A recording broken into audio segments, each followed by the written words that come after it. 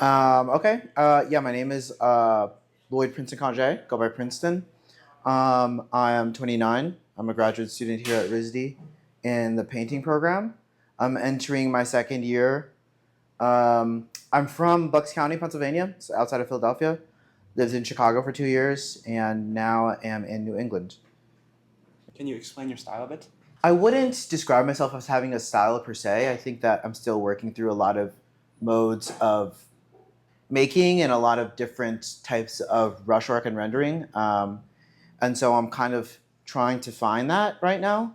I think there are some works that are definitely look similar and use a similar process and technique, but that idea of style is something that I'm still working towards. So what about like artists that influence you? I mean, so many. From probably Van Eyck is a really huge influence, Northern Renaissance. And then I would say Carrie James Marshall, Dana Schutz, who I know you also love. Temporarily, let's see. A myriad history and narrative painters throughout the Northern Renaissance especially, and the Italian Renaissance, too many to name. And outside of that, I would say I also really get a lot of inspiration from film and filmmakers, from let's say Ridley Scott to Wong Kar-wai. The whole gamut of different types of storytelling is what I'm really invested in, and like painting as a mode of storytelling. So there's a lot of artists there, but mainly Northern Renaissance painting, and then a lot of filmmakers as well. Do you think it's wrong to be influenced or more extreme, like taking parts of one artist's painting into your own work? Do I think that it's wrong? Absolutely not. No, I feel like that's what the kind of art practice and the craft of painting is predicated is on copying. And I think that if you're just taking an element of how someone else works and incorporating it into your painting, that is going to almost, by nature of you doing it over and over again, going to morph into something that is yours. But I think as long as you're also not wholesale taking an entire process and subject matter that another painter is using, anything is up for grabs. So you think a good piece of art is built on the basis of other masters that you've... I think it has been for a long time, and I think it still can be. That doesn't necessarily mean that it has to be. Can you shed some light on what are you trying to express through art? I don't know. I don't really, for myself, use art as a tool of expression. So I am mainly interested in art as a way of looking at making history present and as a way of storytelling in general. And so I'm really interested in the different stories that I can tell. I'm Haitian American. My parents are immigrants from Haiti.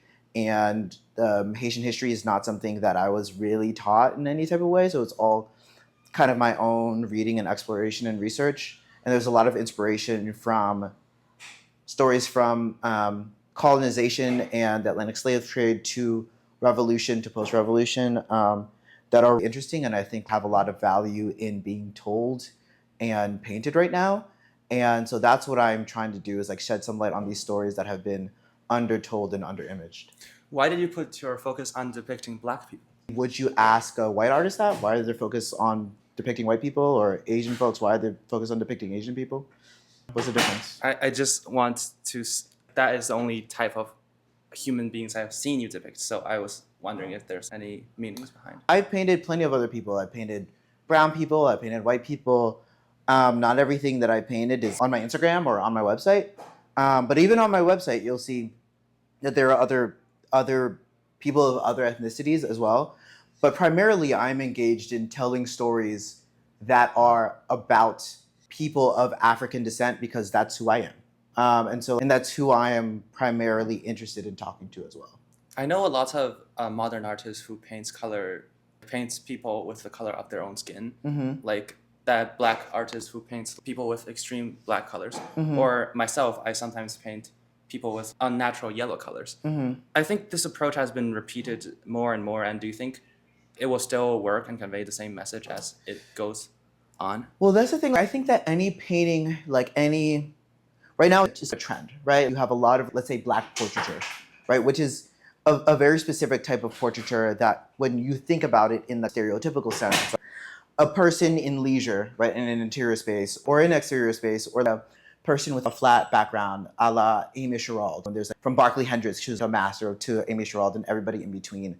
I think the key is that the quality of the painting is high and that you're actually, for me, telling a story. That's what makes a difference. Then like, okay, me sitting on a chair right here, it's like, okay, it might be a good painting, but it's why should any viewer care? But when you're trying to express a story and there's more to it than just a portrait of a person, I think that will always work. I think that there's a lot of trends and maybe it'll always go in and out of favor. And there's always like better and worse things inside of a certain trend. So whether it's zombie formalism or whether it's now black portraiture and figuration, I think that there's always going to be mostly mediocre, mostly forgettable, but there's always going to be those artists that are really trying to do something more. So I think as a trend, it will probably stop. It will probably fall away once the market ceases to favor it.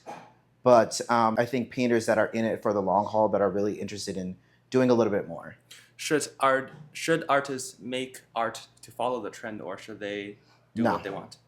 Artists should do what they feel is necessary for them to do. They should make what they want to make and they should follow their desires in an artistic sense. I think that following trends is not a winning strategy because it's just a trend. And if you predicate your whole practice on the trend, what happens when that trend falls off? Do you think Lost a in the piece of wind. art is good more based on the background story and the info it conveys, or do you think it's weighed more on the side of like the visual effect and how much emotions it brings to the audience? I think that the visual effect is paramount. I think that without a strong image, a strong visual painting, then nothing else really matters, you know? And so that richness is really beautiful to get, but I think that you need to first draw the viewer in, and then once they're in, the idea or the storytelling, but all of that should be encompassed in the painting. It sounds to me like, is the idea more important or is the painting more important? Is that what you're asking? Yes. The painting. Or, I mean, like any piece of art form. Any piece of art. I think that the whatever form of art it is should contain the idea, the question, the message inside of it, and we shouldn't really need a piece of writing to be able to extrapolate meaning. I think that if the artwork fails to do that, then the artwork fails on its own merits. Wow, that is a very thorough explanation. I thought about this a lot. It's one of the best answers I've received from all the artists I've interviewed. Oh, thank you. What was I gonna say? 1 second. Never mind. We can move on. What do you think is art? What do I think is art? Oh man, that's tough. For me, I think that art is something that rises above the level of craft in any medium, right? So I think that painting is not inherently art. I don't think that writing is inherently art. I don't think that music is inherently art. I think it can be a mode of expression, right? And like a mode of cultural expression or spiritual expression. But I think to have something rise to the level of art is something that almost transcends its medium for me. And so I think there's a lot of paintings out there that I really want to consider art. I just think it's a painting. Or a lot of films too, a lot of movies that are just mediocre. That was a fun movie. But to be art, I think that it has to do something different and has to really touch you in a visceral, emotional, and aesthetic way. And I think that it's a high bar to reach. And I think that the way that we talk about art now, especially in the fine art world and contemporary art world, is these things being art. They're more so, I think most of the things are decorative objects. And I think that art really should be something that is a little bit more rarefied. But that's my personal opinion. Do you mind sharing an example? For me, let's see. In painting, or it's just say in contemporary art in general, there's a lot. Here's the thing. There's a lot of it. I think it's really art. When's the last time I saw? There was this Aaron Gilbert show at Gladstone Gallery at the beginning of the summer. Mm-hmm. That those paintings, you stand in front of it, and it's just like, wow. It's just, it's like there's almost no other expression. Everything is contained within that work, and there's no really way to explain it besides standing in front of it. And I think that is also indicative of a work of art to me. There's no way to really explain like the experience of watching a great film that is art without having seen it. But if you're just describing, it's like, hey, it's a painting of a cat, like, we get it. Or it's a self-portrait, like, so there are things. I think that there are a lot of things that are made that remain within the the field of craft that they're made, and then there are some things that transcend. Then what about the old masters, Degas, Manet? I think a lot of it is, and of course inherently this is going to be subjective, this is my subjective definition. I think that there's also, if we go into the past and we have to contend with the canon, right, and what already been canonized, and those things are like generally and widely held as art objects as these, say, the modern masters. So I've kind of less to say about that because those things have been so concretized. So do you think, going from classical to how broad it is now, do you think modern art has degraded art in general, or do you think it actually evolved? Modern art? Or the art that's being contemporary? I don't know. I think about this all the time. I think about, does it seem worse just because we look to the past and what is left from the past is just the best that's been made? Because we're living in a time where not only is the art market larger than it's ever been before and totally saturated, but we have the potential to see so much of what's being made right now. And of course, almost by definition, most of what's being made is going to be mediocre. And we don't have that privilege when looking to the past. We only see what's been preserved for us, right? And what has, through different processes and different institutions, been held up as great works of art. So I don't know. No, I tend to think that there is as much great work being made. It's just a lot harder to find because right now we have to sift through all the mediocrity to get to that gem. But I think that the quality of those works are just as high as works that have been made possibly in any other era. Do you think there is a standard, or there are standards for a good piece of art? I think that there are in whatever medium it is. I don't think that there is a standard for art in general because it's just too broad a term, and it's too broad a field. Let's just talk about painting. Since we both paint. I think so. I think even from abstraction to hyperrealism, complete non-objectivity to hyperrealism, there are the formal qualities of line, color, shape, value, temperature, and your usage of these formal tools and ideas to make an image that resonates, or to make an image and a surface that resonates. And I think that those formal criteria, no matter what your subject matter, are things off of which you can ascertain a certain type of value, or you could connote a certain type of value to. So what about Twombly or Basquiat? What do I think of them? Or like, would you consider them good art since it doesn't fit the standards for you? Well, that's the thing. But they are all using those same. Twombly's using line. He's using color. He's using. There's temperature in there. He's using mark making. There's writing. With Basquiat, there's also line and color and form and texture and all of these things, right? And so we can. But the visual standards, not just the like foundational like. Well, that's what I'm talking about. I think that even in really representational work, we're still talking about form and line and color and shape and temperature and light and value. At the end of the day, that's what it all comes down to. And I think that in a representational work, if those things aren't working, then the image isn't working. And it's the same for abstraction. So you think the standards for a good piece of art is eternal? I don't think it's eternal. I think that it would change in a different paradigm. It also change across like cultural contexts as well, for sure. So what do you think is shaping the standards of a good piece of art? Here now in the United States in 2025, I think that we're still really predicated on the Western canon.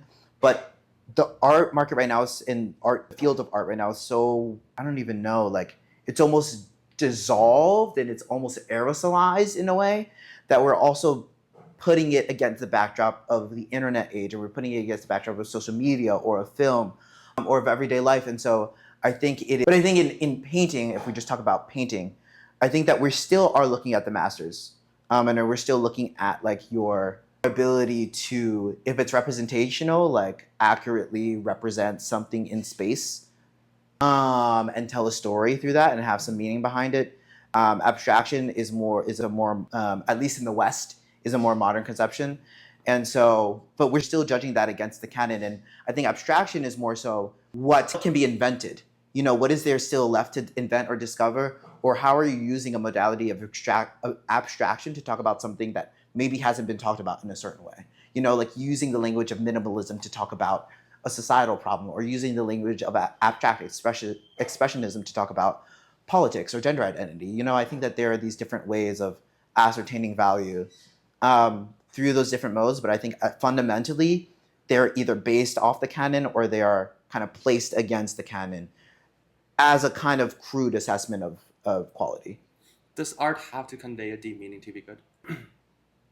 I don't know if the meaning has to be necessarily deep. I think that there are some.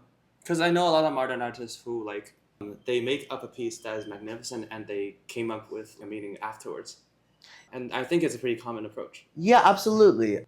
I think that the work, for me, has to have meaning. It has to have intent. And the meaning doesn't need to be necessarily deep, but it has to be there. And I think when it's not there, any viewer can tell. You tend to think about art in a very logical, almost mathematical way. Mm-hmm. And that differs from most artists. Sure. May I know why? I don't know. That's a really good question. I'm not sure. I just think that we've got to have some sort of standards. The field is too broad and too general, and far too subjective to not have some type of standard against which I can ascertain what I like, and not only that, but what I'm striving towards. And so that's more so for me in my studio practice, so that I know what I'm striving for and I know what isn't good for me. And then also I'll use those value judgments for how I like or don't like another work of art that's been made by somebody else. As modern art progresses, we see more and more different types of art. And I feel like the field of representational art is going lesser and lesser. So do you think one day that it will actually disappear and the market will become even smaller? So do you think, and you can just answer it first. I think that the market is going to contract. I think it necessarily has to. It's way too big. This model of only growth that we have in all of these markets and that our economy is predicated on is absolutely. I was talking to a friend last night, Nahom, and he was talking about how some sociologists called it's essentially like a disease of the brain. There's no such thing as continual growth. And so I think that it's going to contract at some point, and it already has a sense of doing so.